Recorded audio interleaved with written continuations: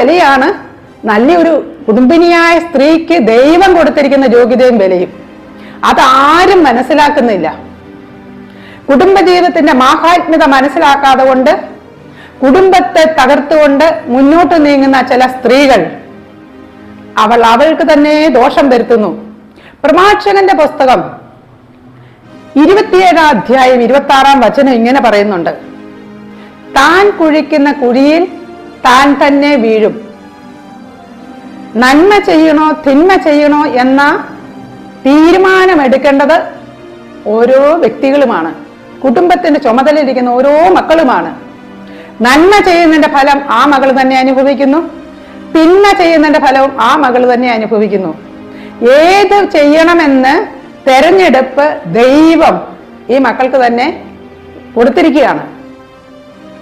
അതുകൊണ്ട് ഓരോ ഭാര്യമാരും